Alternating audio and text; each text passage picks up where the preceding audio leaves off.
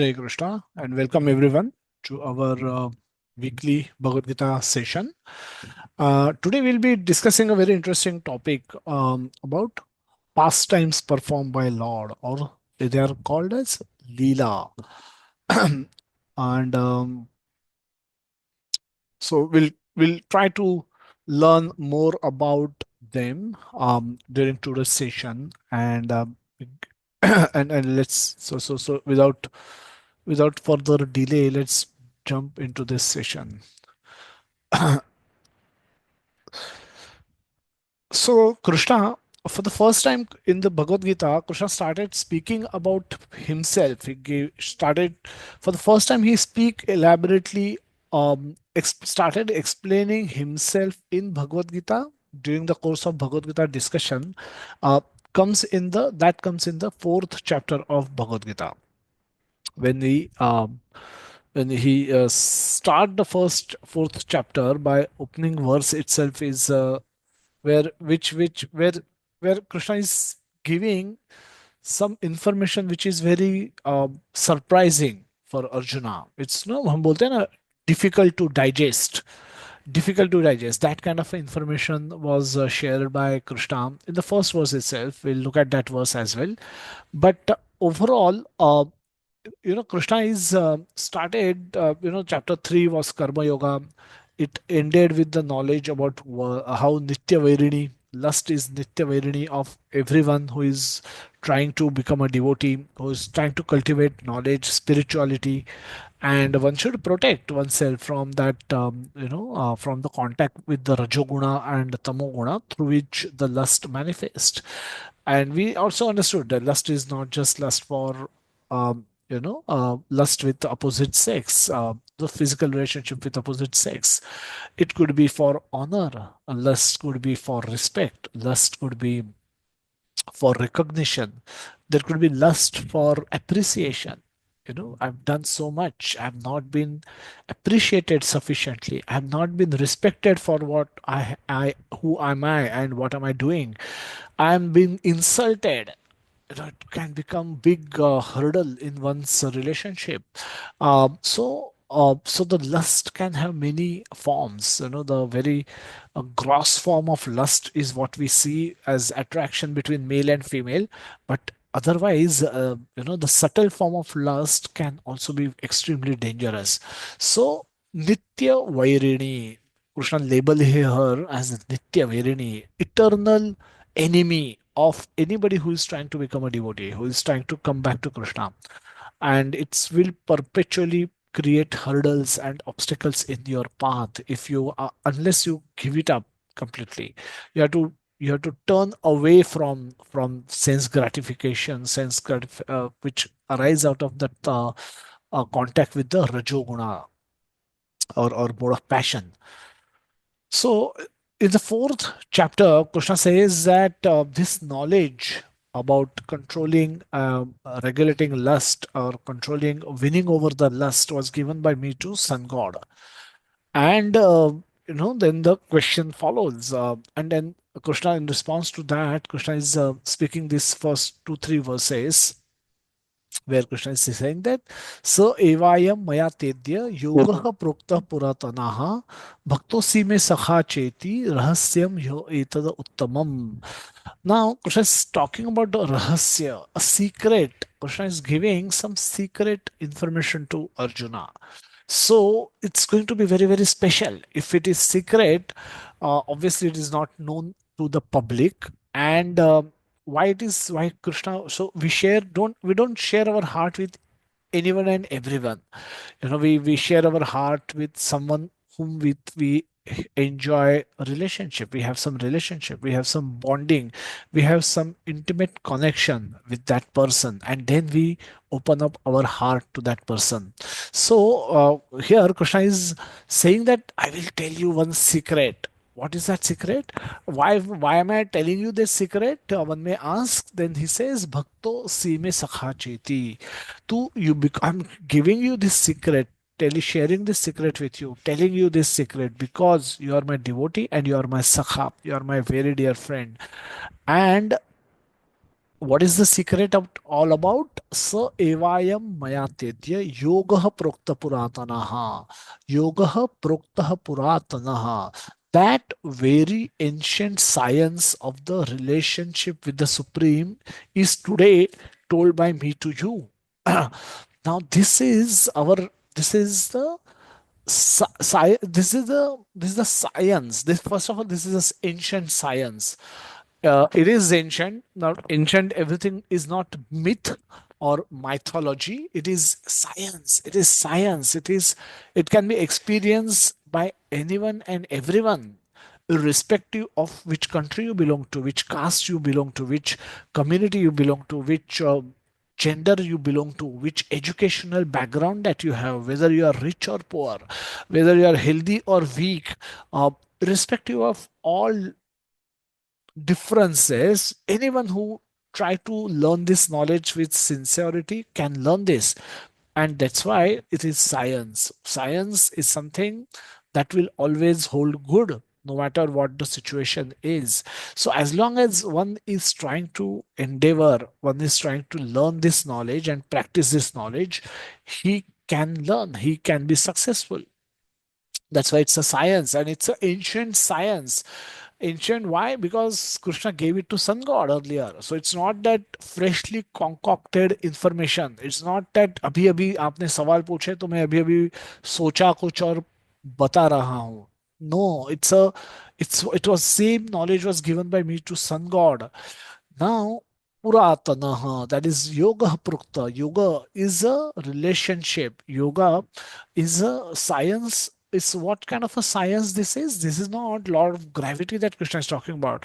This is much superior, much transcendental knowledge that Krishna is sharing. That's why he's calling it secret. So the science, what kind of a science? Science of the relationship with the Supreme. So there is supreme and you are subordinate. If they are supreme, you have to be subordinate. So all of us, all living entities are subordinate to the supreme. And that's supreme, but there is a relationship between the two. The hand is a subordinate, is a lower and to the whole body. The whole body is much bigger, much more important. So the hand is subordinate to my body, and my body is superior to my hand. And but both are related, both are connect. When both are connected, hand get nourished. When both are connected, hand gets an opportunity to serve the body. And body can use this hand in fulfilling its desire, whatever it wants. So it's a reciprocal relationship that my hand enjoy with my body, rest of the body. So similarly, we have a relationship with that supreme. It's not that supreme exists somewhere else and we are supposed to यहाँ मरने के लिए भेजा है, यहाँ सड़ने के लिए भेजा है, यहाँ पे सफर करने के लिए भेजा है in the material world. Even if we are at such a distance, we still have that bond, we still have that relationship with the Supreme. And that Supreme relationship is, Krishna is saying, I'm going to reveal to you. And the science of the relationship with the Supreme is today told by me to you because you are my devotee as well as my friend, and therefore can therefore understand the transcendental mystery of this science. What it implies is that unless you are favored by Krishna, unless Krishna ने आपके ऊपर mercy नहीं की, तो ये आपको knowledge समझ में नहीं आएगा. You can therefore can therefore understand the knowledge, the science, which means if you if you were not to be my devotee, which means you are not submissive to me, you are not humble in front of me, which means you are not loving me, which means you are competing with me, which means you are hating me, which means you are ignoring me. If you happen to be belonging to that category, and obviously you cannot be my friend in that case, so you cannot have any relationship. If you have to hate me, I have a relationship with you as a shatru, or you consider me as your dushman, shatru, or enemy. So that inimical relationship, in that relationship, you cannot understand this knowledge, because I had to have positive relationship with Krishna. I had to have positive um, I have to have positive emotions towards Krishna for me to be able to understand this knowledge. So, for anyone who doesn't qualify in this way, that they are not, if they are inimical towards Krishna, if they are envious of Krishna, and in that case they will not be able to understand this knowledge. So that's why Prabhupada writes in the introduction to Bhagavad Gita itself that at least become humble towards Krishna, at least become submissive towards Krishna, even if you don't in your consciousness, at least by um, become submissive, and and then only will understand. So at least theoretically, that not wholeheartedly, but at least theoretically become submissive to Krishna, and then only you can understand the mysteries of Bhagavad Gita, mystery of this science. Now, after speaking this, speak about this, that Krishna can only be understood when he reveals himself. And he tells in the Bhagavad Gita that he reveal only to his devotees who are related to him, and he cannot be understood by anyone. No matter how intelligent they are, no matter how many degrees they have, no matter how expert they are in speaking Sanskrit, no matter what is their social status, it can only be understood even if you are a devotee, even if you are an ordinary person, not so big, nobody knows you in your building, or nobody knows you in your mohalla. You are a very simple person, doesn't look very beautiful, does not have any great qualities, but you have only one good quality, that you are submissive and humble towards Krishna. You don't consider Krishna as your competitor, or as your enemy, or as you're not envious towards him because he has everything, and you're submissive to him, you're humble to him, you're loving and affectionate to him. If you are that, this knowledge can be understood by you. And this knowledge, this is the only qualification that Krishna requires. This hand, as long as, no matter how much big my biceps are, how much big my forearms are, how strong this hand becomes, it's not required. All this hand should, on the only qualification for the hand to be able to serve this rest of the body and get nourishment from it, is it should be attached to my body. It should be attached to my body. It shouldn't be competing with my body. It should be serving my body. Now, if that hand, as long as that hand has that attitude, it will get nourishment. It will get nourishment for whatever it requires, and it gets opportunity to serve the rest of the body. And it's a reciprocal relationship. Body also is able to use that hand in getting many things done. Similarly, the Lord can use us in getting many of his desires fulfilled, many of his plans fulfilled. We become instrument in his hand, by if we are submissive. If we are competing with him, we will only suffer. That's guaranteed. So he cannot be understood, and he cannot be understood, therefore nobody can submit him, nobody can become submissive to him, nobody can benefit out of this knowledge. So that's why this knowledge became a great mystery. Example is, university topper is a respectable person, but he still needs a valid ticket to travel in trains. So similarly, no matter how big a person is in social status, due to his riches, knowledge, influence, power, whatever could be his speciality, unless he become submissive and humble towards Lord Krishna and his devotees, he cannot understand the mystery of Bhagavad Gita. So, a university topper also needs a valid ticket to travel in train. Similarly, any great personality of this world, rich, famous, knowledgeable, influential, whatever, he needs this humility, humble, submissive mood towards Krishna to learn Bhagavad Gita and make any benefit out of it. So, often we come across people that who claim to be experts in Sanskrit, who have learned Sanskrit, and they speak about Bhagavad Gita. Is knowledge of Sanskrit sufficient for learning, commenting on Bhagavad Gita? Answer is no. Just like English and eh, professor of English and professor of physics are two different people. Why a English professor cannot teach physics at advanced stage? Because even though both the subjects are written in English, because the subject matters are completely different.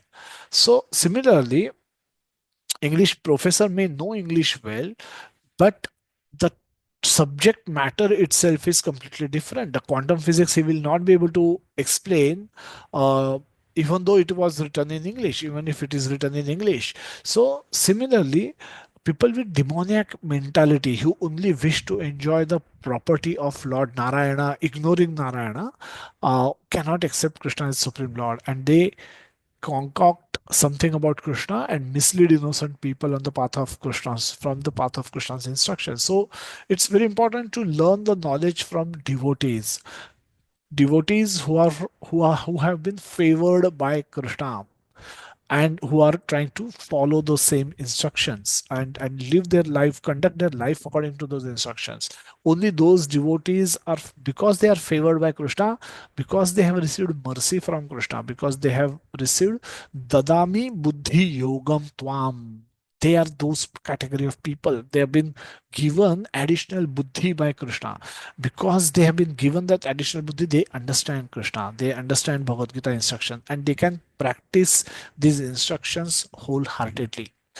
Others will not be able to do that. Now Krishna is Arjuna is asking a question, and this is where the question answer becomes really important. अपरम भवतो जन्म परम जन्म विवस्वतः कथमे एतद Vijaya विजानीयाम त्वमादौ प्रोक्तवानिति. That Arjuna is saying, but sun god Vivaswan is a senior by birth to you as well as to me, because you and me have been almost of same generation. So how am I to understand that in the beginning you instructed this science to him? This is in response to this first verse of Bhagavad Gita, chapter 4, verse 1, where Krishna says that Imam Vivasvite Yogam Proktavan Aham Avyayam Vivasvan Manave Praha Munir Ishwaku Kave Bravid. Munir Ishwakave Bravid. That he said, Krishna said that I instructed this imperishable science of yoga to the sun god Vivasvan, and Vivasvan instructed it to Manu, the father of mankind, and Manu then in turn instructed it to Ishwaku. The next verse explains about the about the disciplic succession. एवं परंपरा प्राप्तम इमं राजर्षयो विदुहु स काले ने हम होता योगो नष्ट परंतप. That in the course of time this instruction was lost, but it was like this, it was passed on by guru shishya parampara. Imam Rajarshaya Vidu. Even the kings, and who are the instructed? The kings of the dynasties were instructed. Why? Because this is something important. Had it not been important, and we want why kings are instructed so that kings can conduct their life according to these instructions, and the general praja, the the citizens of the under that king will see king and they follow yadyad acharati sreshthas. Similarly, the srestha, whatever the srestha do, the common people are supposed to follow, and that's how, on a larger scale, these instructions were taught and to the entire population. So this is what Krishna says, and in response to this, Arjuna is asking the question that Surya Dev to prachin hai. How am I to understand? Now he's not saying कि आप झूठ बोल रहे हो, but he's asking a genuine question that how am I to understand that you gave this knowledge to Sun God, and in not only Arjuna, in future many people will also raise this question. So Arjuna is taking care of that aspect as well. That a devotee of Krishna like Arjuna is undoubtedly above any misunderstanding of the transcendental position of Krishna. Arjuna is putting this question to Lord before the Lord is simply an attempt by the devotee to defy atheistic attitude of person who consider Krishna to be an ordinary human being subject to the modes of material nature. Purport Bhagavad Gita 4.4. Now, taking this opportunity, Krishna is going to speak something about himself, reveal himself in the subsequent few verses. Krishna is going to say, this is what Krishna says in the fifth verse. Krishna respond to Arjuna's query कि सनगौर तो प्राचीन है सूर्यदेव विवस्वान तो प्राचीन है how am I to understand that you gave this knowledge so the perfect question leads to perfect answer. A Buddhu question will lead to a very ordinary answer. So therefore, when Krishna chooses, when Krishna wants to perform Lila, that's why he comes with his intimate associate because they can reciprocate with him. He can reciprocate with them, us. He, we being we being self-centered, um, uh, lowly people who are still trying to figure out material world instead of thinking of getting out of material world we are not of much use to Krishna. So Krishna, we are too low for him to use and in many places, in many cases. So he wanted Arjuna to play that role, and that's why Arjuna asked a question, and in response to that beautiful question, Krishna reveals his real position. Krishna speaks, "Bahune me vyatitani janmani tava charjuna tanya aham veda sarvani natvam vetha parantapa." Personality of Godhead said, many, many births both you and I have passed. I can remember all of them, but you cannot, O subduer of the enemy. You are Parantapa, you are great, but not as great as I am. So I and you are on a different platform. Though, just imagine Krishna is a chariot driver of Arjuna in this particular pastime. He is performing a role of a chariot driver. So it's a so on the material platform, a driver and a charioteer who is like Digvijay Arjun, Atirathi, Maharathi Arjun, that Arjun who has defeated Lord Shiva and won Pashupati Astra from him. That Arjun who single-handedly defeated the entire Kuru army in the Virat when they attacked him. So that Arjun, Krishna is saying, you are subordinate to me. I am superior. And who is speaking? His chariot driver is speaking. So, um, not everything that we see we have to believe, and so we have to, and so not everything that we see we have to believe. Things can be bewildering to us as well. So, so this is what Krishna speaks, that I can remember all of them. How many of us can remember our past births, and how many births we will remember? At the most, all of the most of the even all of the past life memory cases, they just remember one lifetime, and all the regression theories which claims to take you back in the previous lifetime can go up to one or two or three lifetimes, not all lifetimes.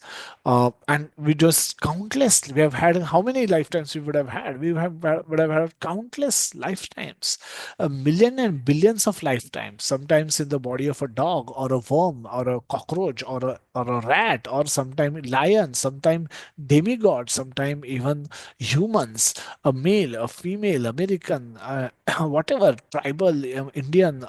We would have gone through many millions of bodies, and that's where Krishna says, I can remember all of those, you cannot. Why? Because there is a basic distinction between my position and yours. It doesn't matter if I'm serving you right now, if I'm serving you out of my own choice. I'm serving you because I love you, and in that loving relationship I can do anything for you. Driving chariot is just a small thing, but I can do anything for you, Arjuna. But that does not change my position. That does not make me subordinate to you. I might be a driving chariot right now, and I might be during Rajasuya Yagya, I might be washing feet of all the devotees. I remain the same no matter what am I doing. So I remain superior to you, not only you, every one of you, all of you. And my real position is this: Ajopi san avyayatma, bhutanam ishwaropi san, prakritim swam adhisthaya, sambhavatma sambhavam atmamayaya. I am who am I? Why this is the differentiation? Because I am Ajopi, I am unborn, and my transcendental body never deteriorates. And although I am the Lord of all living entities, I still appear in every millennium in my original transcendental form. So Krishna does not change body. We all don't change body from yesterday night to today morning, uh, and therefore we are able to remember what we ate last night. In we had a beautiful session by His Krishna Prabhu last evening, Saturday evening, and in the prasadam was sponsored. Hridaya Prabhuji brought a cake for celebrating his daughter's first birthday, and there was a feast. There was puran poli that came from ISKCON Bhivandi, and everyone had huge feast. There was two three sweets, two three uh, rice, chapati, paneer sabzi. There was a big feast, and this puran polis. I can remember this because from yesterday evening and today morning, I'm not changing my body. You all probably can also remember, some of those who were there, participated in that wonderful feast. They can also remember, and others might also remember why they couldn't come and they missed all this. But they can remember what they ate last night, what they did last night, instead of going to Juhu temple and attending Bhagavatam class, chapter 1 of third canto, what they were doing. And why they couldn't attend this. So but they remember it. They remember what they did 1 month back, 1 year back, probably few years back. Few years, they can go right up to the age of 3 4 5, depending on our sharp remembrance memory, which also comes from the mercy of Krishna. We may remember whatever we can. So but we can remember because we are our hardware has not changed. We are using the same hardware from past. The moment this hardware changes, all formatting happens. The disk get formatted, and we start afresh in the new body. But Krishna says, my hardware, I, I, I still appear in my same spiritual body in whichever avatar I go. And right now, also, I am carrying my same spiritual body because I don't change body. I don't forget. There's no question of me forgetting, and therefore, my I can remember all of that, and you cannot. Living entity, soul and Lord both have features of Ajo, unborn and imperishable. However, Lord is the Ishvara, and all living entities are of all living entities. That is the difference. He manifests in his original form, Prakriti Swam. A king may visit jail, is not bound by the rules of the jail, which are mandatory for all prisoners. He visits there by his own will to encourage prisoners to reform themselves and get out of jail. It's important. Somebody has to remind the prisoners of the jail that there's a beautiful world that exists outside, and where there is no suffering. As long as you live according to the rules of the state, you will not be subjected to punishment, you will not be subjected to misery. There will be no distress because of this. There will be other reasons because of which the distress will come, but not because of this. Here you have been punished every day by my order because you are not ready to accept the rules of the law of the land. So if you follow, so I have to encourage, a king may visit jail to encourage prisoners to get out. Why आप यहाँ क्यों सड़ रहे हो? Get out of this jail, get out from here and behave properly, reform yourself and get out. Qualify yourself to get out, and please get out. Don't make this jail your permanent resident. um, so this is why Krishna, a king, may come and do that. The king, when he comes to the jail, he's also in the jail, and the prisoners are also in the jail. They can see each other face to face. Now, it is foolish for prisoners to believe that he is amongst us. He is just like us because we are in jail, he is in jail, so he is equal to us, or he is very similar to us. His position does not change because king does not come because he's not forced to come. He come with his own sweet will. He's come with because of his own merciful nature. He wants every prisoner to get out of jail. He want to shut down jail if possible, shut down all hospitals if possible. But uh, jails is not that he wants to have by his own will. Um, Prisoners go there because of their own misdeeds, because of their all wrong actions that they have performed. Ultimately, they end up going to the prison. We can't blame king because he created prison. We should blame ourselves. Why we messed up in our actions. And even if king comes to the jail sometimes to encourage us to get out, I don't have to think that king and I are similar nature. King is king, and king will not follow rules of the jail. Even if he follows, he can break all the rules of the jails. He can change all the rules of the jail. Similarly, when Krishna comes to the material world, he can follow some of the rules and he may not follow some rules, and he can change every rule, and or he may leave them as it is. Everything is as per his desire, and whatever he wants he can do.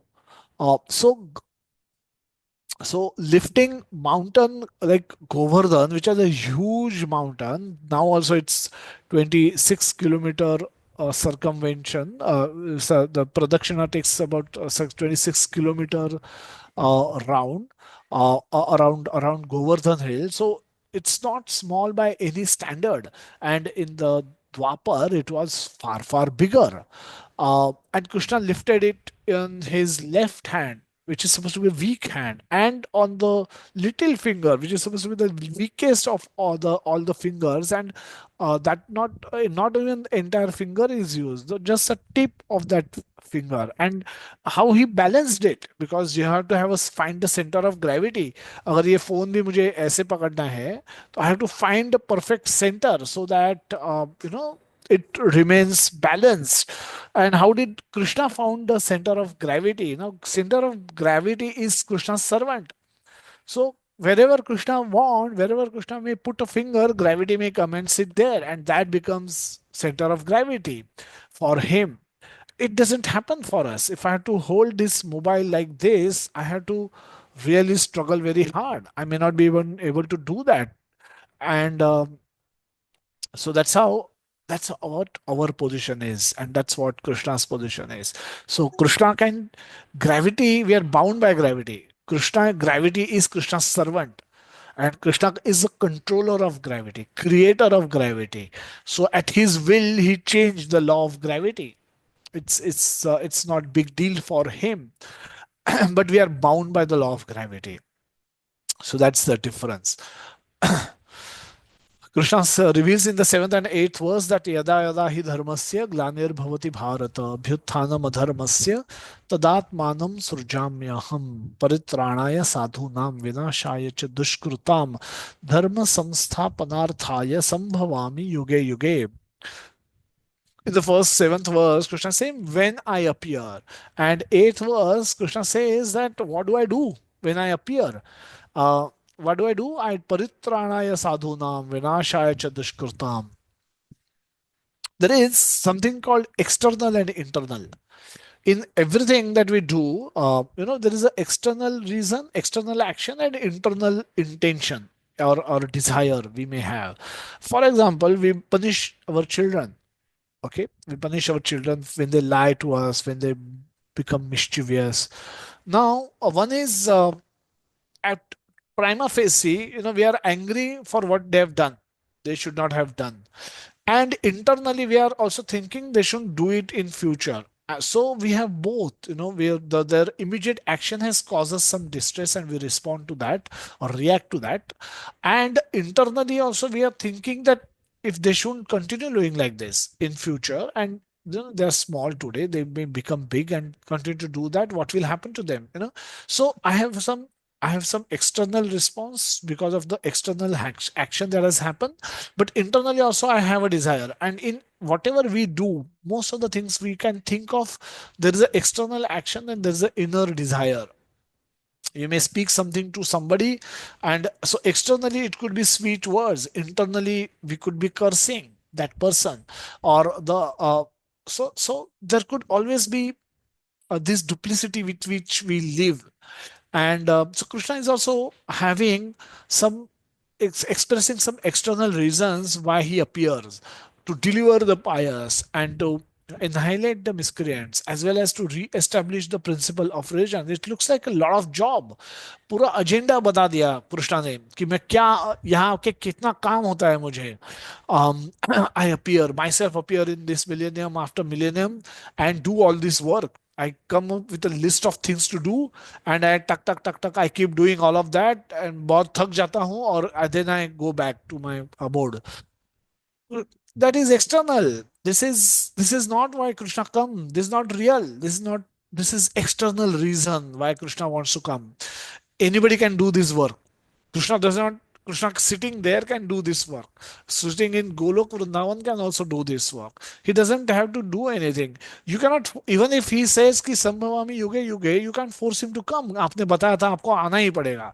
There is no compulsion. He may choose not to come. And similarly, he may choose to come. Everything is as per his desire, his wish. So this is external reason. Internal reason क्या हो सकता है? Krishna, what could be going through Krishna's mind?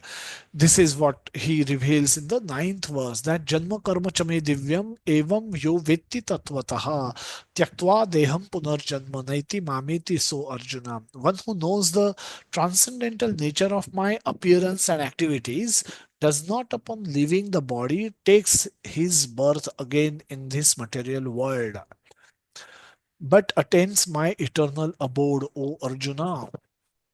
ये सवाल कहाँ से आया? Why is Krishna talking about birth or rebirth or punarjanma? It's such a mystery, isn't it? Punarjanma, and ये discussion का point नहीं था अभी तक. So the only thing Krishna Arjuna was asking, Arjuna has asked is, how am I to believe that you gave this knowledge to sun god? And to response to this, Krishna is saying that you and I have had many births together.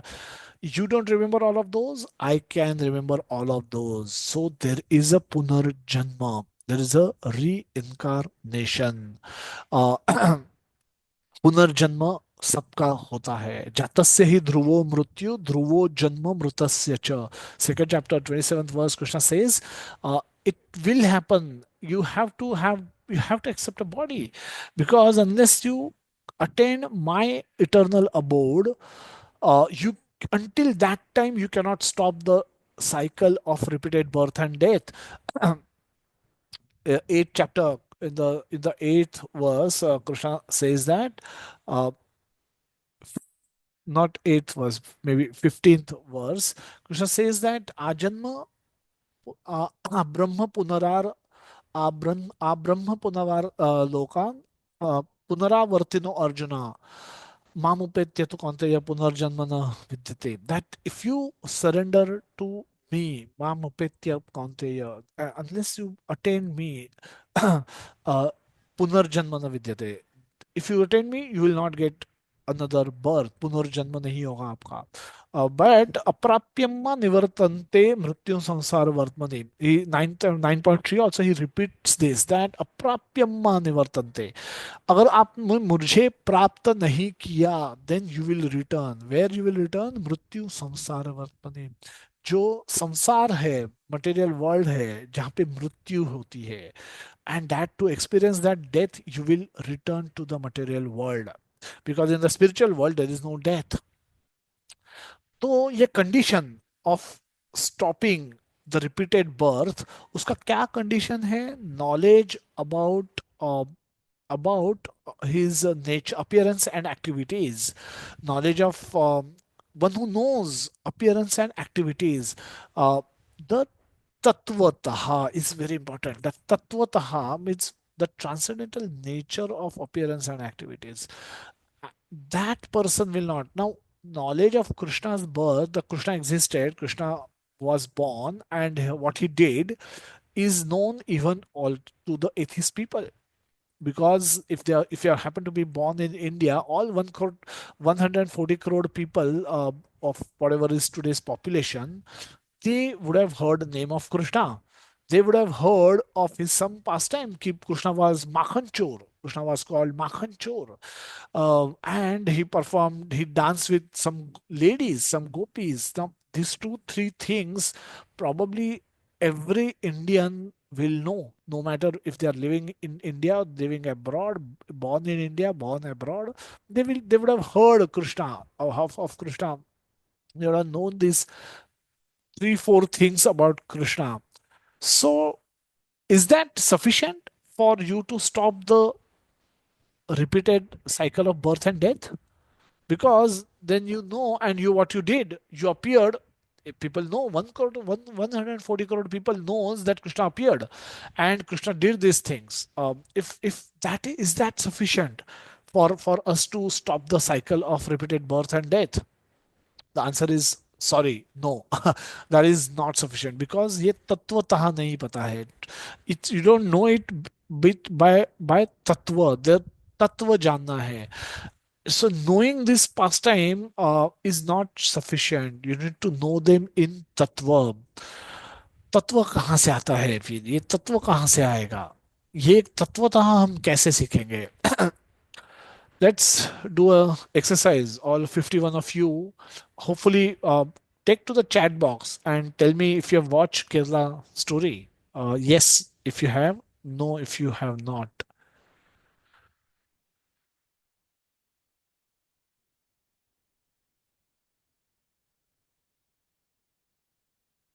Yeah. So Arnab, we'll discuss your question later about the reincarnation and the population increase. It's a very good question. Some of you have watched um, Kerala Story. Others are still thinking, trying to remember. Karthik has not watched. Okay. Okay, so some of you have. So in this movie, just for everyone, just to bring everyone up to speed. Not that we are going to see movie, but we'll just discuss what happens in that movie. And others, those who have watched, they can think of adding if any point. So what I picked up is I have picked up few questions which were discussed, which were raised by. So there's a college, a medical college, a nursing college, I believe. It was a nursing college where three girls come together. One is Hindu, traditional Hindu family, South Indian traditional Hindu family. One comes from that. Another girl um, is uh, is a communist. I think it's based on Kerala. So the communism is big in Kerala. So she belongs to the traditional communist family where they don't believe anything like God exists. And there is one Catholic girl, a Christian girl, and there is one Muslim girl. These four girls becomes roommates in hostel where they are trying to learn nursing. It's a nursing college, I believe. I think remember. And this is where some random conversations keep happening, just like it happens among friends. They're very young. I mean, nursing college could be 18, 19, 20-year old girls. It's not that had much of experience, and but they're talking to each other. Now the traditional Hindu culture girl doing a lot of ritualistic things at home. Agarbatti lagana, some prayers were taught by her parents. She used to chant those nicely. She used to wear a nice dress decently, and was doing whatever her parents were telling her to do at home. So she came from that background where she could speak about a lot of rituals, but couldn't speak about why she did what she did. Other girl come from a communist home where nothing, even no frame of God exists, and maybe some communist leaders' frames were existed, and they were worshipping them. Um, and so she had no clue about it. She was just clueless about anything concept of God because her parents never taught her anything. Then there was a Christian girl who used to go to church every Sunday and offer prayers or participate in all the lectures, and she has heard whatever was told to her. And then there is this Islamic girl who was trained in trained in Quran, and was on a mission to convert all of these girls into Islam. So, a couple of themes that came up in that discussion is one about Punarjanma. Now, we've just heard a verse where Krishna speaks that तुम्हारा पुनर्जन्म तो guaranteed है unless you end the cycle of repeated birth. And she challenged these girls on the concept of reincarnation. She she presented philosophy of Islam in the response as a saying that if you become Islam, if you adapt Islam, if you adopt Islam, and if you remain truthful in follow Islam throughout your life, you will attain Jannah. That's where, and that's the end of story. If you not, you will suffer in hell perpetually. No third option exists. Christianity and Islam has a lot of similarity, and their philosophy is also similar. That if you remain Christian throughout your life, follow Christianity rules, and then you will he- go to heaven, or else everyone else will go to hell. No third option. So this is the first debate that took place with between those girls, and obviously the the points that the girls, the Islamic girls and the Christian girls were, the Islamic girl predominantly was presenting were very heavy, very heavy for these two small Indian girls. One god, another concept they brought up was one god versus many gods. Um, then the how can Lord Shiva be God? There was who are your God? Then she gave name, yeah, Shivaji also is God, and this Ganesh is also God, he is also God, that is also God, we worship Shiva on Monday, he on Tuesday, and so on so forth. So there was a lot of debate happened, and eventually she came up with a sentence that he wandered around whole of India crying and carrying the dead body of his wife. How can that person be God?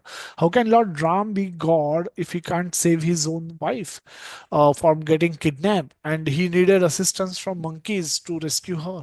What kind of a God you have? If and you have that these gods will come and help you, that's not going to happen. This is all fake. All this is myth. All this is it's stupidity. And finally, Lord Krishna, how can you consider him as God? He had affairs with so many girls. A God has to have some basic morality. He has to show.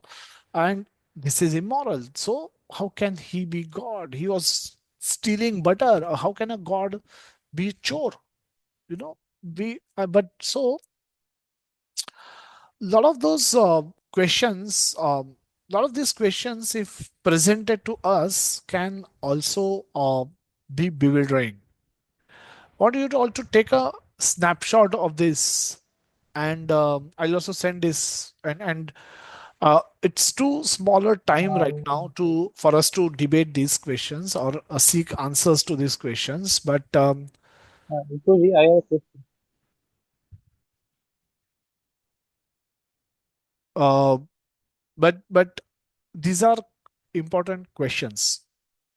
And if you any ordinary Hindu boy, girl, a man, woman can tell you a lot of things what they do, but will rarely be able to tell you why they do it and what really it means. Some may give knowledge, some may give, some may take shelter of science. For example, I was talking with someone, uh, said, why you want to go to, I asked him, why you want to go to Kumbh Mela? He said, Kumbh Mela, the planetary position is going to be such that if you take bath in in the Sangam area, you will not fall sick. You know, you will lead a very healthy life forever or whatever. So you will never fall sick, and that's the reason why everyone, millions of people are rushing to Prayagraj to take bath so that they get supremely healthy and never fall sick. So every person actually had a different conception. Some said, "Oh, our sins will be washed, so I can start doing new sins from tomorrow." A lot of people had that belief that my sins are getting washed, and a lot of people thought probably they will not die because now they have relished the amrut. Their life will become perpetual. They will probably live perpetually. So so many people with so many conceptions. A lot of devotees who are reading Bhagavad Gita, even they had no clue why they should go to why should they go to Prayagraj. And practically whole country, half of our country actually went there and took bath. We have 140 crore people. The UP government claimed that more than 50-60 crore people came and took bath in Prayagraj in these days, and nobody had a clue why they should go there. And everyone thought that what they believe is ultimate truth. No questions to be asked, and I should not be challenged. But this is what actually lead us to a problem, because when we are challenged, we our shake our faith becomes shaky. One God versus many God. God should be one. Why you have so many gods? How can you? Then who is going to come and help you? Probably nobody. How can Lord Krishna perform immoral acts and still be considered as God? कुछ moral code नहीं होता है क्या? कुछ morality नहीं होती है? कुछ तो होना चाहिए, standards होना चाहिए gods को. Ram, uh, who couldn't save his wife, is going to come and save you? आप इतने मूर्ख हो, इतने stupid हो. So hopefully all of you would have taken a screenshot of this, and hopefully you will all be able to think about these questions. And how, if these were asked to you, those were very innocent girls who were thrown these questions at these questions were thrown at them, and they just couldn't they had no clue what to ask, what to answer. And when they heard the the philosophy, Islamic philosophy, they actually accepted it. They converted, they got themselves converted to Islam ultimately.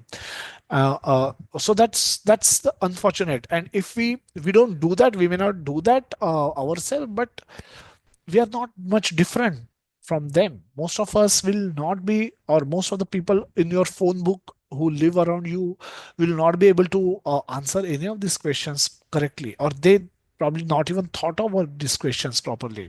And more they think about these questions, probably will make them atheist. सोचेंगे कि भगवान ही सब सब मोह माया है, भगवान भी मोह माया है. दैट एंड भगवान, we don't need only God. अभी साइंस आ गया है, गॉड की जरूरत ही क्या है? एरोप्लेन बना लिया है, एंजॉय करो, यहाँ वहाँ खाओ पियो मजा करो ऐश करो, क्यों टेंशन लेना? They actually can, more people may pick their brain on these questions more. They will go towards thinking कि खावानो पियानो मजा करानो छोड़ दो, ये सब ये फालतूगिरी बंद करो. And so that's what it will lead to. So instead of they becoming wise, they will become stupid, more stupid. So this is our condition. This is frankly our, all of us are in this same boat, or more or less. This is where knowledge about Leela is critical. The spiritual beauty versus material beauty, real reality versus fake, real mango versus fake mango, real beauty versus material beauty, spiritual beauty versus material beauty. This is where the concept of Leela comes into play. Why Krishna take birth? After taking birth, what does he do? How can things happen like this? How can his father finds a way to go to Mathura, from Mathura to Vrindavan? How can little Krishna show entire universe inside his mouth? If Krishna is born to these parents, why should we consider him different than all of us? We were also born to some parents. How can Krishna show universal form? Is that reality? Is that possible? Can science accept showing of universal form? How can Krishna dance with so many women? How can he have relationship with so many women?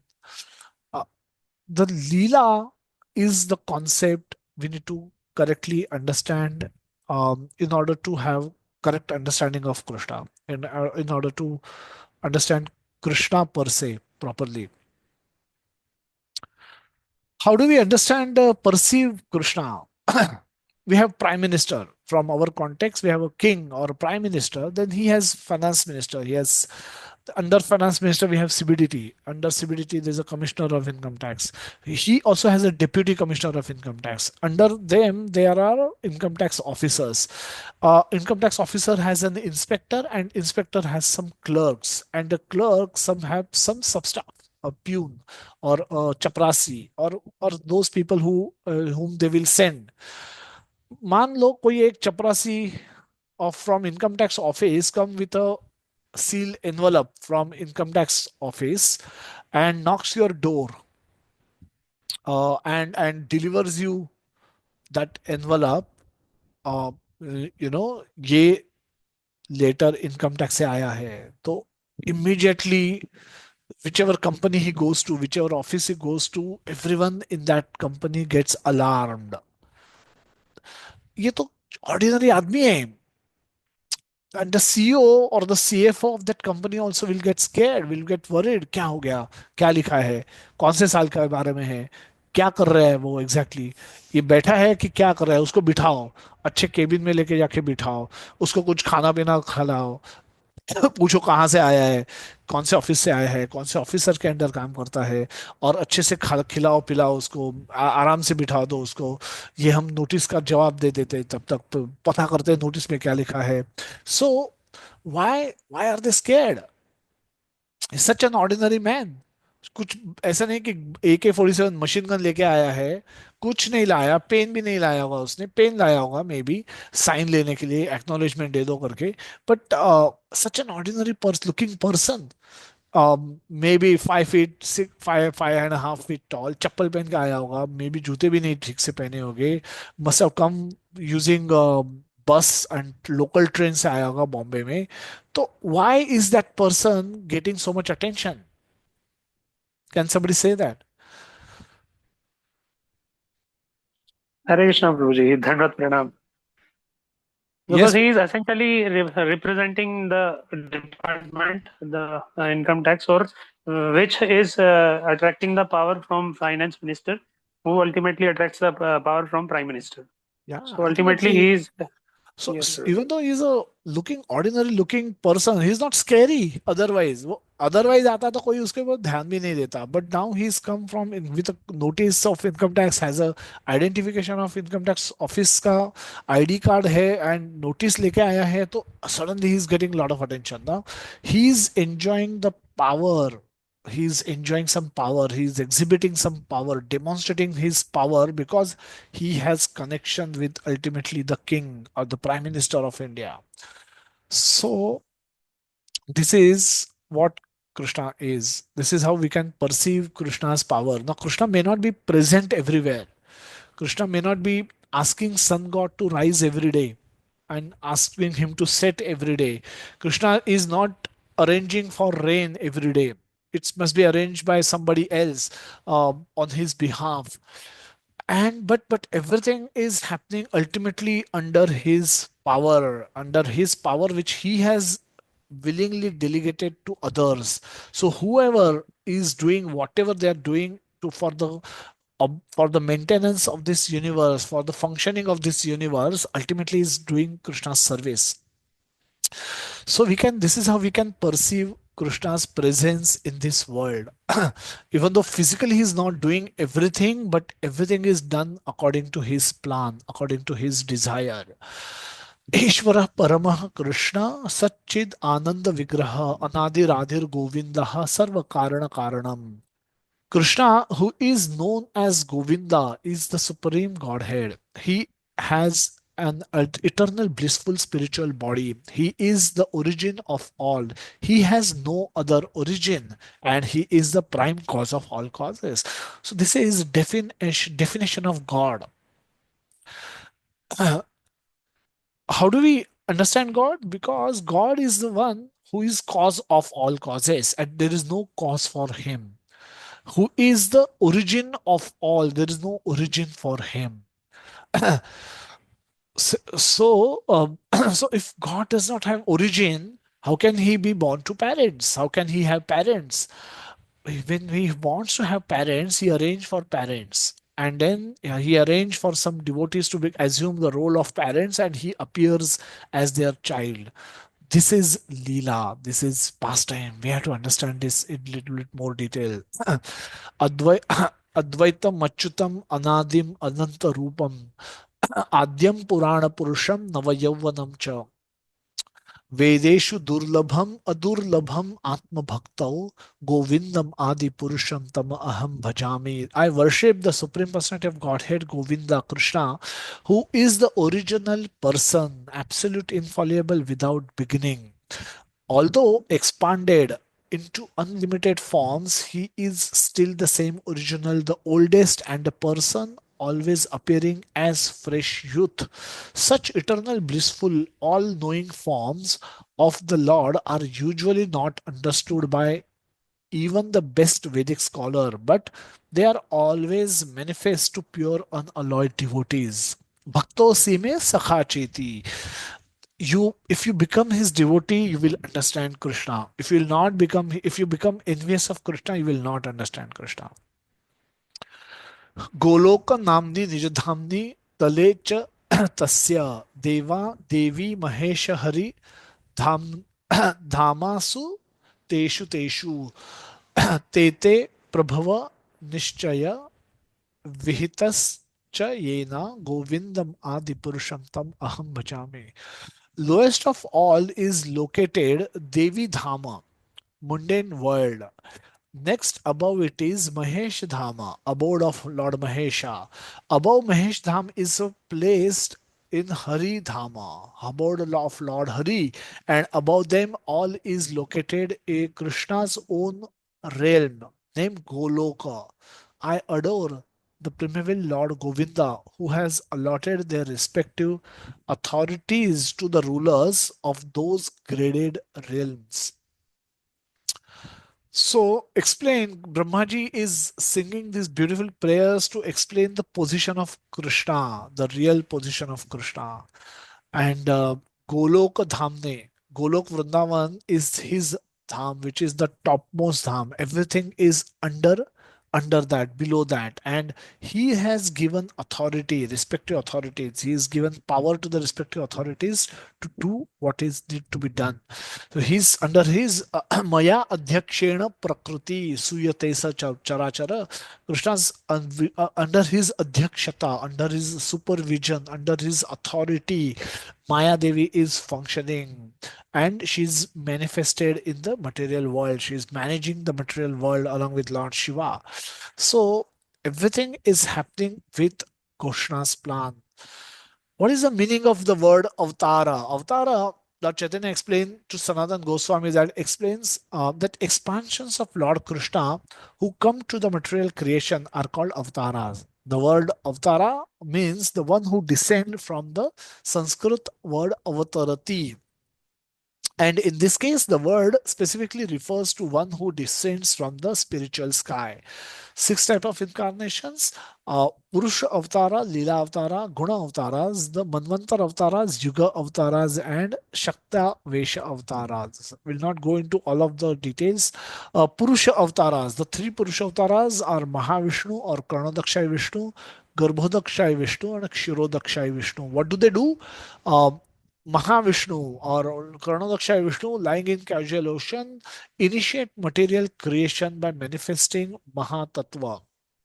Material energy exhales, creates number of universes, numerous universes from the pores of his body. He creates, they come out in the form of these bubbles. As you see, each bubble is one universe, and then he enters into all of these bubbles or unders or the bubbles by, and as a Garbhodakshay Vishnu, Garbha, and then in the inside the Garbhodakshay Vishnu, he manifests. He and Lakshmi ji is there, and Brahma ji appears from the navel. From his navel of the lotus appears on the top of lotus. Brahmaji appears, and he that Brahmaji is managing that particular universe. Then all the living entities are created. They are allotted body, material body, and Garbhodaksha Vishnu enters into each of those body as all pervading super soul or Paramatma. So this is how he expands the transcendental nature of Krishna. Lila avatars are Kumaras. Four Kumaras are considered to be Lila avatars: Narada, Varaha, Matsya, Yajna, Nara Narayana, Kardami, Dattatreya, Hayashriya, Hamsa Avtara, and so many beautiful avatars, Prithu, Kumaras, uh, Dhanvantari, Mohini Murti, Vamana, Bhargava, Parshurama, Ramachandra, Vyasa, and so many, Krishna, Buddha, Kalki, and Guna avatars. As Vishnu, he assumes Sattva Guna. As Brahma, he engaged in Rajoguna or a mode of passion for the which is helpful for him for the mode of creation. And as Lord Shiva, he handles the destruction or the Tamoguna, so that he help destroy get the world destroyed. Let's dive deep into the concept of Krishna's appearance and his activities. We try to reveal or understand the tattva.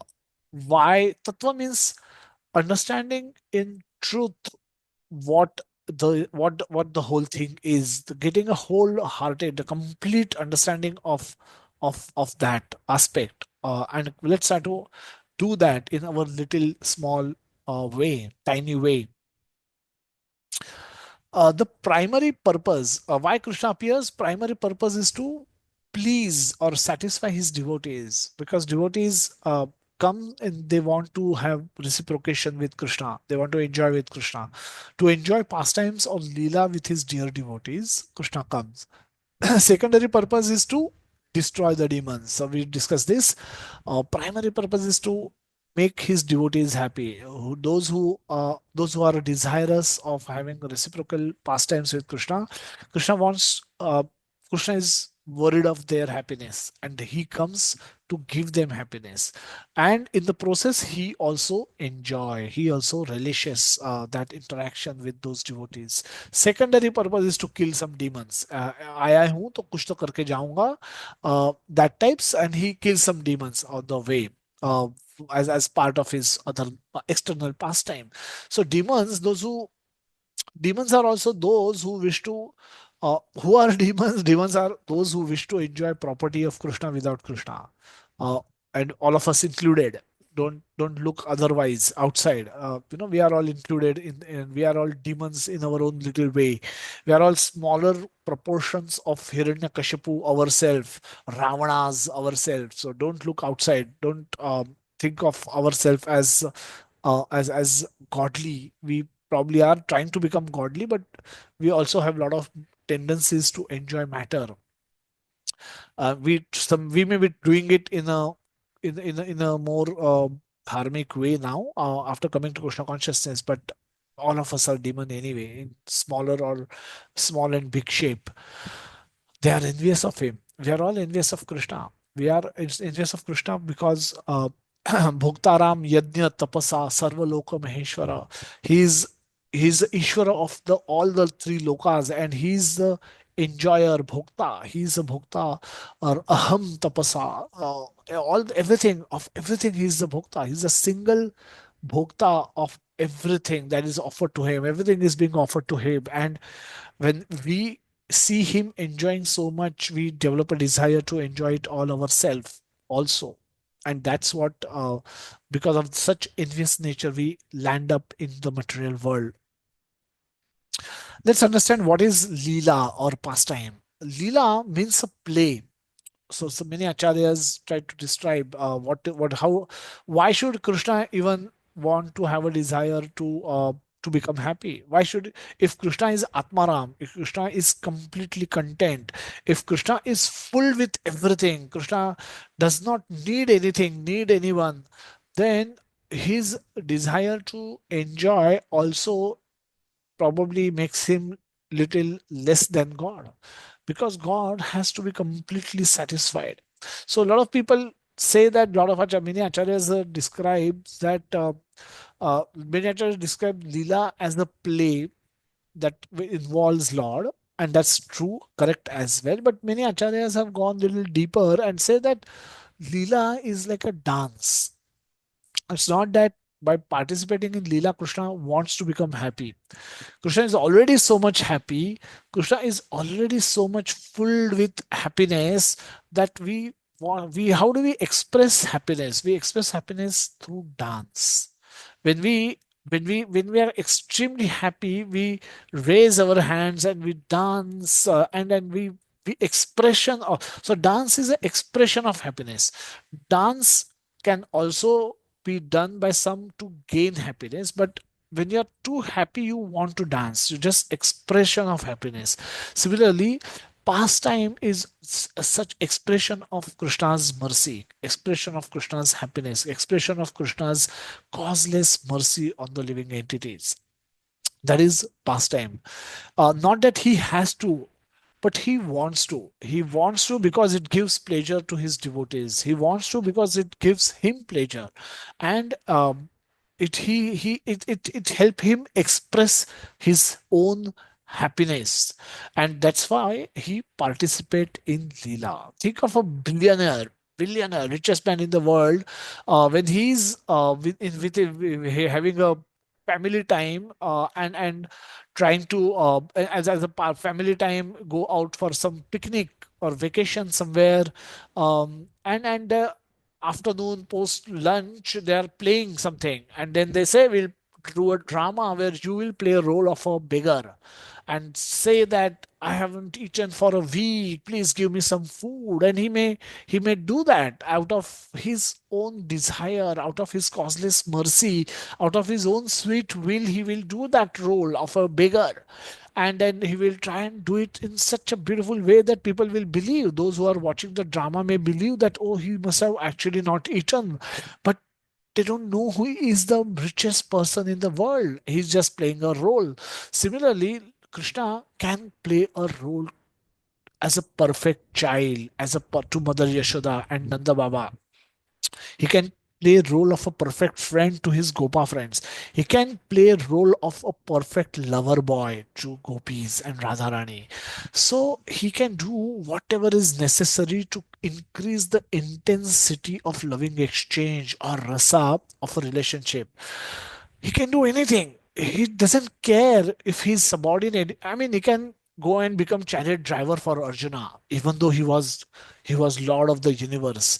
So what to speak of other things? He can do anything for for whatever is required to increase the intensity of loving exchange between devotees. He's ready and prepared to do that. So that is out of his causeless mercy. That is out of his free will. Free will, we all have free will. Krishna also has his supreme free will, and he exercises that free will to take lower positions even in pastimes also, to do some stupid things in pastimes. Uh, the elderly gopis used to offer him butter. Say, "तू butter ले, हम आपको butter दे देंगे, but you have to sing a song for us."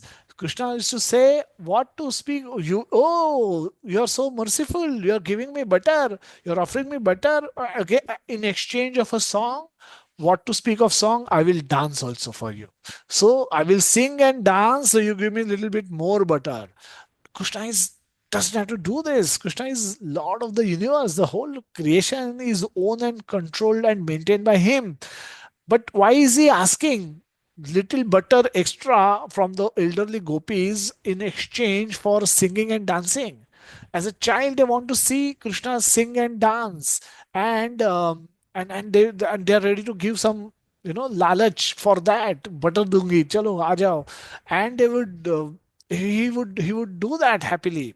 He would do that. They was to when elderly gopis used to churn milk and churn yogurt and make butter. They used to meditate on Krishna, that Krishna should come to my home and steal butter.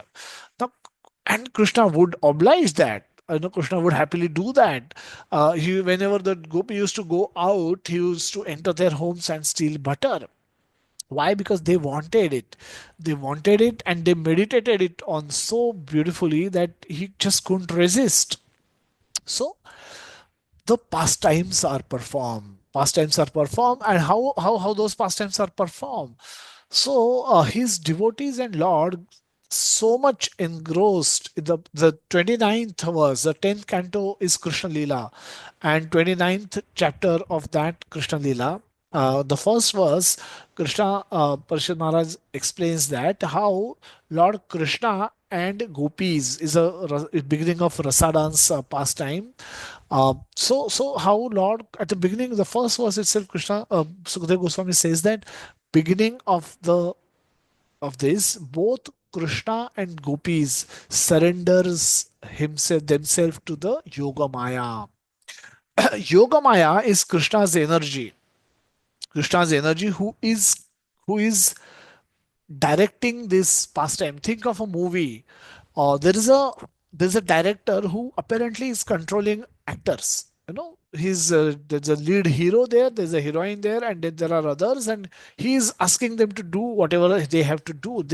Nobody has any freedom in the movie. They on the screen they may be appearing to be doing a lot of things on their own, and they look like a heroes, but reality everybody knows that they are doing as they are being directed to do by the director. So here Yoga Maya is that director, assumes the role of a director, and no matter how great you are, if you want drama or the movie to be good, you should surrender to the director and you act according to the instructions of the director. So the first verse, they say that both Krishna and gopis, they surrender themselves to the instructions from the Yoga Maya. And so this is what Krishna does. There's Yoga Maya who controls then apparently Krishna.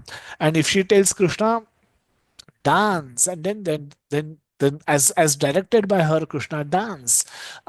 So why they both have to surrender? Because both need to have some forgetfulness about Krishna's position. Both need to forget Krishna is Supreme Personality of Godhead. If Maya Yashoda has to scold Krishna, thinking Krishna to be her child, Krishna wants to also enjoy parental love. Krishna has who is the beginning, like he's who there has not been any parent. So but seeing Prahlad's pleasure that Prahlad got when he sat on the lap of Nrsimhadev, lord also developed a desire to have parents कि parents से कैसे love मिलता है and who will become Krishna's parents? His topmost devotees will become his parents. And how can they become his parents and do everything that parents do to their child if they keep thinking of Krishna as Supreme Personality of Godhead? So even the devotees who are acting as his parents need forgetfulness, and even Krishna need forgetfulness so that he can act like a child. So that's why both of them surrenders under the control of Yoga Maya. And Yoga Maya then directs them in the pastime. And what we see beautiful pastimes in Vrindavan where Mother Yashoda, who consider Lord as her baby, is becoming worried that Krishna is stealing. Krishna चोरी करना चालू किया है ये इस as में, his I get so many complaints and is become so much naughty. अगर वो आज चोरी करेगा छोटी उम्र में, बड़ा होके बड़ा चोर बनेगा। What am I happening, what is happening with us? आज हमारा नाम खराब कर रहा है वो, कल तो और पूरे दुनिया में नाम खराब कर देगा। आज तो पूरे गांव में नाम खराब हुआ है, कल पूरे दुनिया में हमारा नाम खराब कर देगा। And what will, how can he, मुझे उसको चोर थोड़ी बनाना है। So he's stealing butter today. Tomorrow he may start stealing wealth. What? I have to do something. I have to discipline Krishna.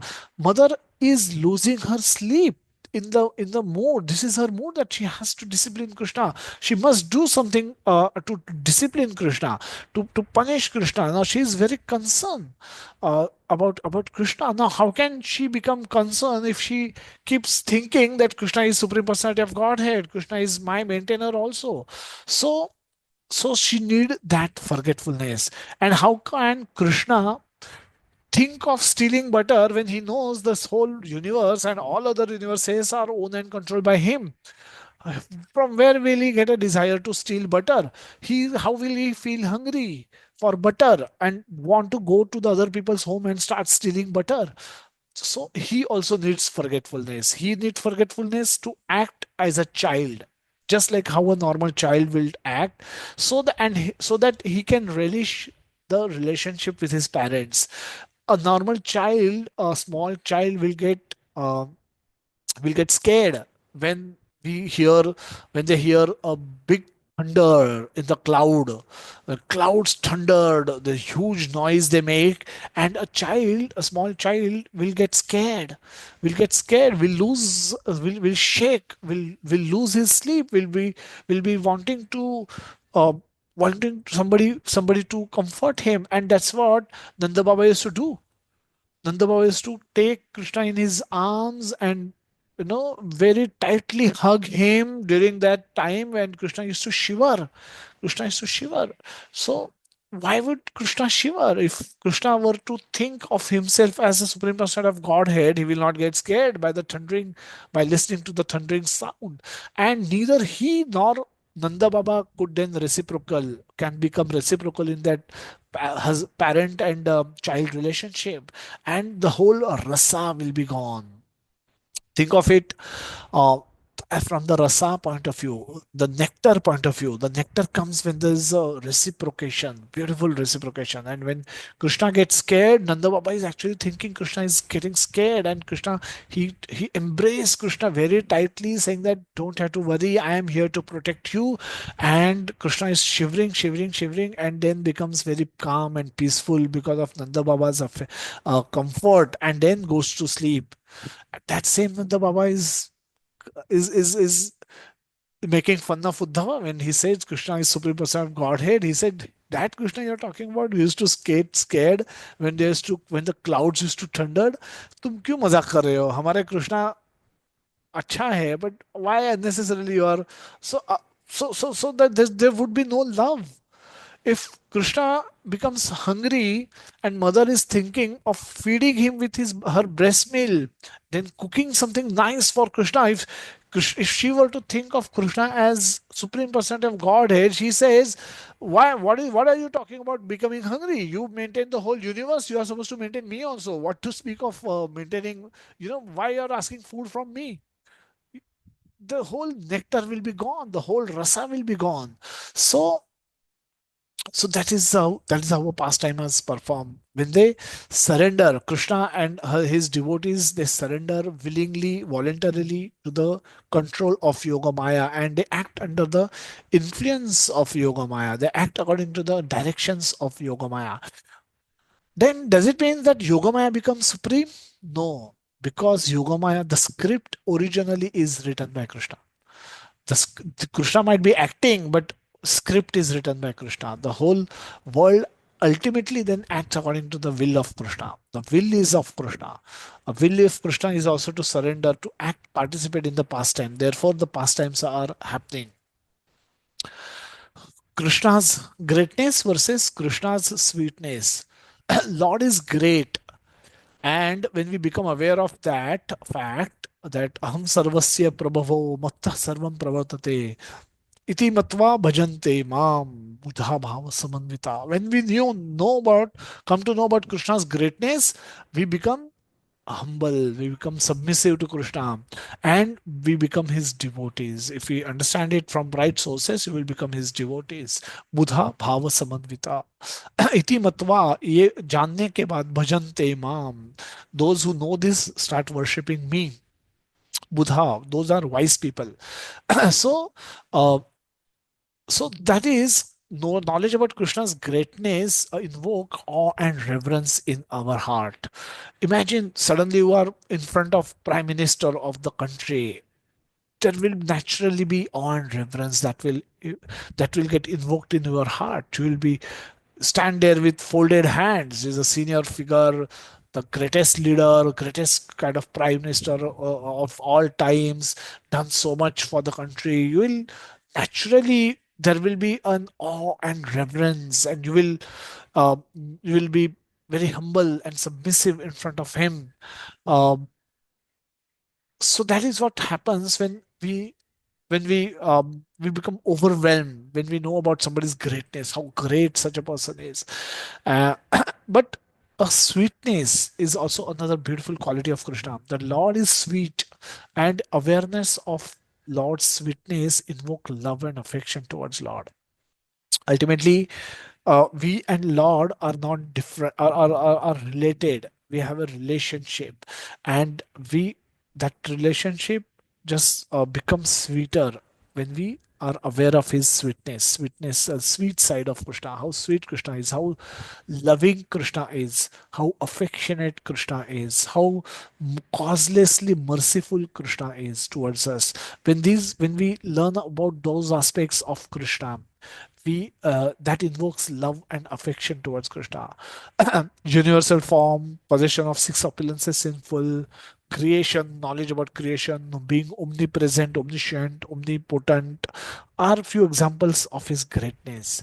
And his acceptance of inferior position of a small child while playing Damodar Lila is example of his sweetness. Just like a champion wrestler, when he come home and he's want to his afternoon after lunch or before sleep, he's playing with his son on the bed, and his son say, come on, you're a big wrestler outside, come wrestle with me. He also says, yeah, I'll wrestle with you, and then they both gets into a wrestling fight, and the small baby son, he defeats this champion wrestler, and he wrestlers fall on his back, and he's the son gets on top of it. He say, yeah, you're a big wrestler outside, see, I have defeated you so easily. And the wrestler is also enjoying, his son is also enjoying. Has wrestler become weak because he's fighting with his son? He has not, but he is willingly accept the defeat at the hand of his son and feels happy about it.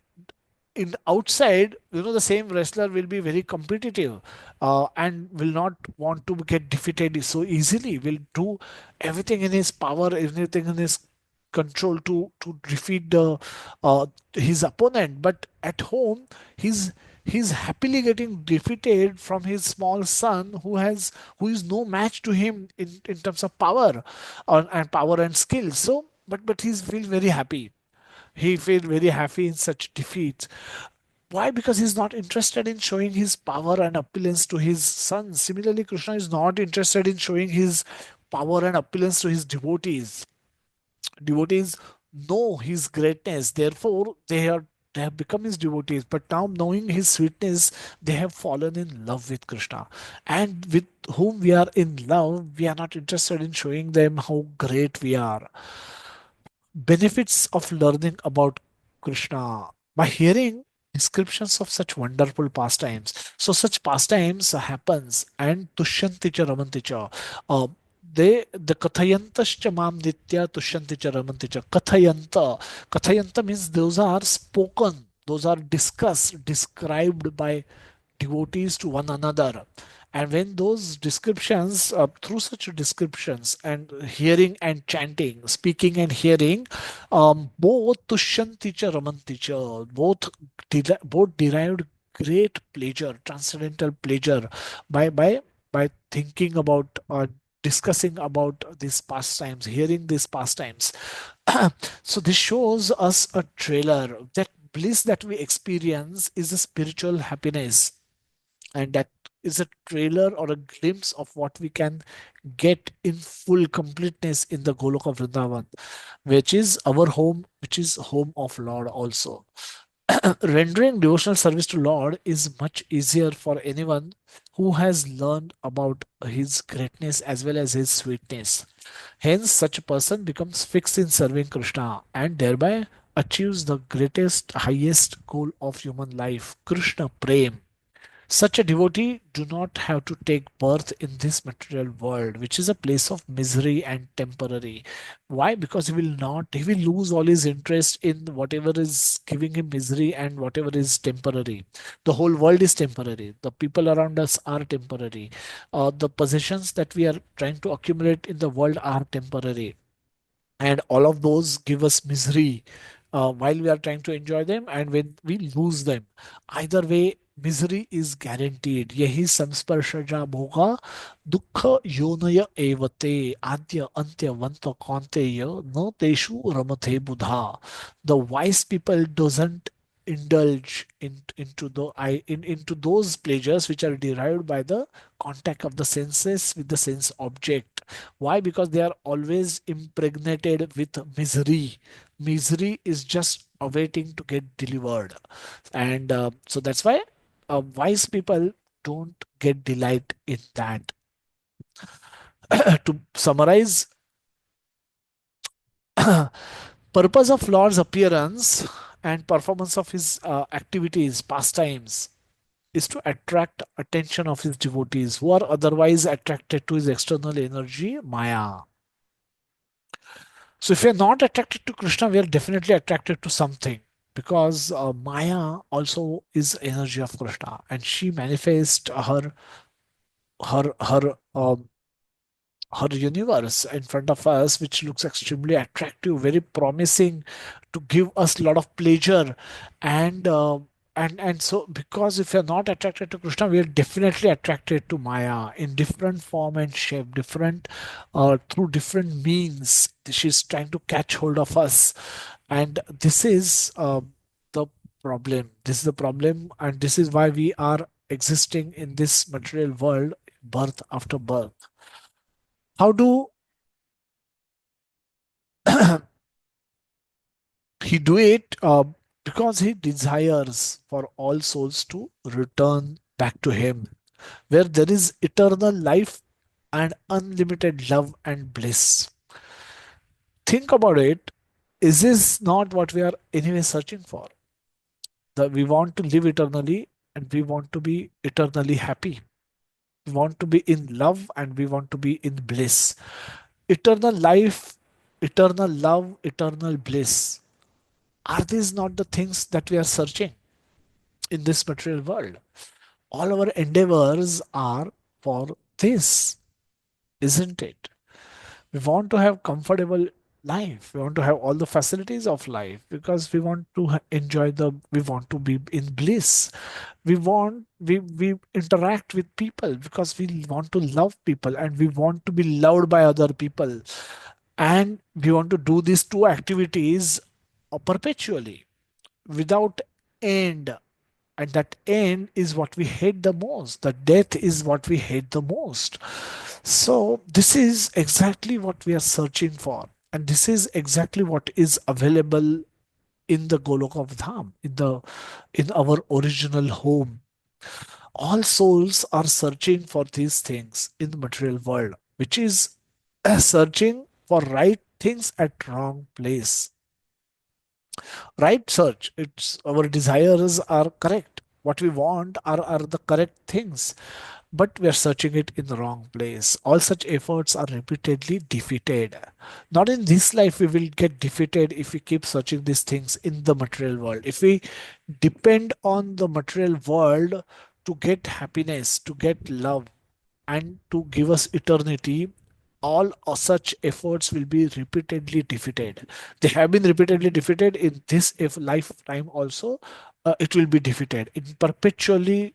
future lifetime also it will be perpetually defeated. Why? Because you cannot live in the material world perpetually. So eternity is not the feature of this world. Temporary is the feature of this world. Bliss, you may have all the facilities in the world to enjoy, but perpetual bliss you cannot attain in the material world. Everything is a flickering happiness. Chapala sukha is what is described.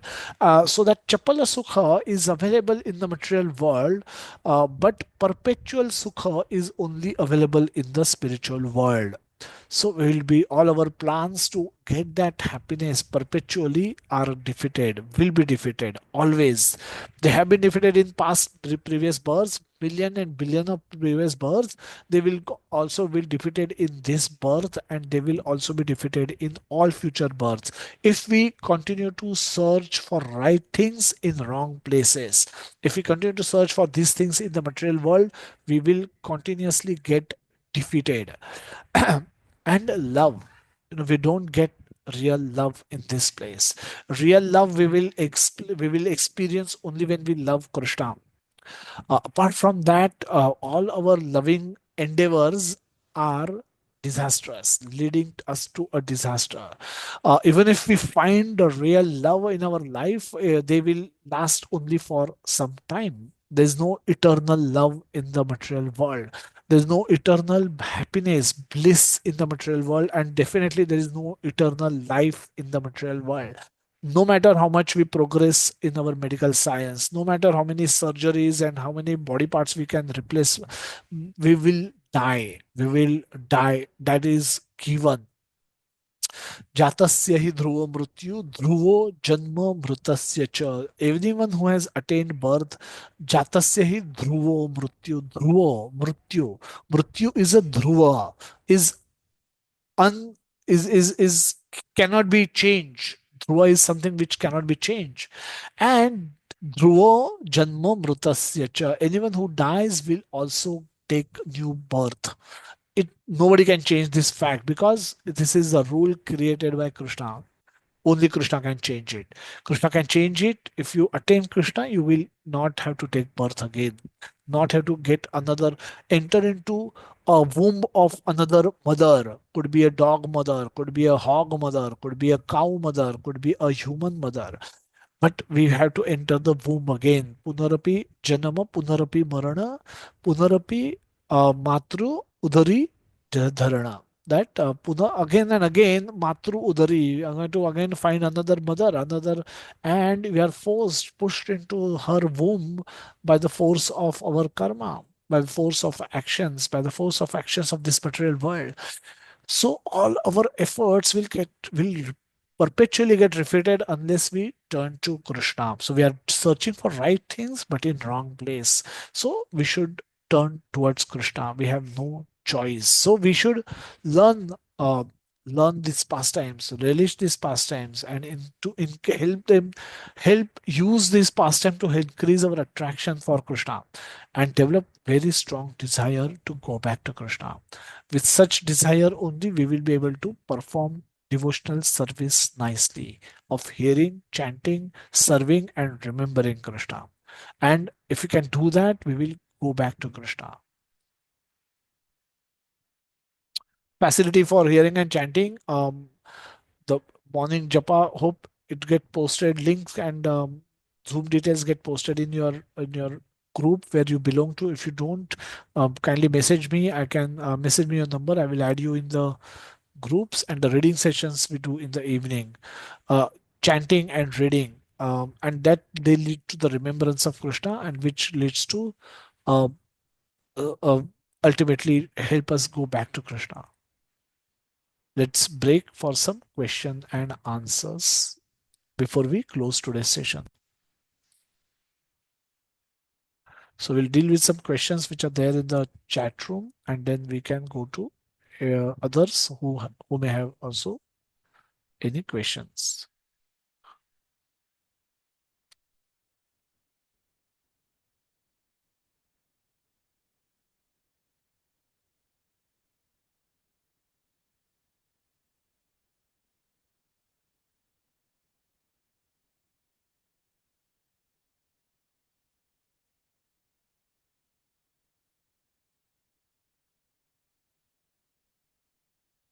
According to Ram example, then God also didn't came to save Jesus either. Read Bible and Quran. They copy many things from our books. Example is Nork. Okay. Arda Prabhuji is making some comments there. Thank you so much. Question: if there is incarnation, then how population increase? And can you please explain? I didn't watch it yet. Okay. Uh, if there is a reincarnation, then how the population increase? Now, this is a different question. Uh, Population of we have a sun. Right now, if you look outside, you will look at sun. There is a sun which you see in the sky, and sun rays that you see spread everywhere. That wherever your eyes can go, there will be sun rays everywhere that you will see. Question is, how many sun rays are there? How many sun rays? What is the population of sun rays? How many sun rays? If you were to count, you would, and you would, what what you would get to know is there are unlimited sun rays, and there's one sun, but sun rays are unlimited. Similarly, we cannot. There's no senses of jivas. How many souls are there? There's one Lord, and how many souls are there? The souls are also unlimited, countless. You can think of people as we do census of population, which is only the people, those who are got human bodies, and we can count them at the level of a village, city, state, country, and all countries put together. We can add a total to create some number, arrive at some number. But the soul exists in the living entities are are are of 84 lakh types. There are 84 lakh types of living entities, and there are numerous living entities in each of those types. Humans have 4 lakh categories, and whatever the human population that we may arrive to belongs to these 4 lakh categories. But there are innumerable categories of human of other species that exist, for which there is no count, and all of those species will change bodies. Ultimately, can you become human body, can come to human body. So human population going up and down has got nothing to do with the count of overall souls, living entities in the material world. So they always exist, and they may just change body. Some humans may assume animal body because of their bad karma. Some animals may eventually come to the human form of body, and some humans will continue to remain in human body. So the repeated cycle of birth, uh, can take you higher and can take you lower also. But this can be. But nevertheless, you remain within the domain of a repeated cycle of birth and death, and the countless species and countless living entities uh, will always be there. So there's no census of the souls. We don't see any other question. So let's conclude today's session. We'll meet next week with another theme, another beautiful topic that Bhagavad Gita present. And with that, we'll end today's session. Jagannath Baldev Subhadra माई की जय, शील प्रपात की जय, निताय गौर प्रेमानंदे, हरि बोल, हरे बोल, Hare Krishna everyone. Thank you so much for Hare joining. Krishna Prabhuji. Thank you. Hare Krishna Dandavat Prabhuji. Pranam. Hare Hare Krishna Krishna Prabhuji. Dandavat Prabhuji. Pranam. Hare Hare Krishna Krishna Dandavat Prabhuji, Dandavat Pranam. Pranam. So Hare much. Krishna Prabhuji, Dandavat Pranam. Prabhuji, Thank you, Dandavat Prabhuji. Pranam. दंडवत प्रणाम प्रभु जी हरे कृष्णा हरे कृष्णा प्रभु जी दंडवत प्रणाम. Hare Krishna Thank you, Prabhuji, Dandavat Prabhuji. Pranam. Dandavat Hare Krishna Pranam. प्रभु जी पंचांग प्रणाम. हरे Krishna. thank you, Prabhuji. Dandavat Pranam. Hare Krishna.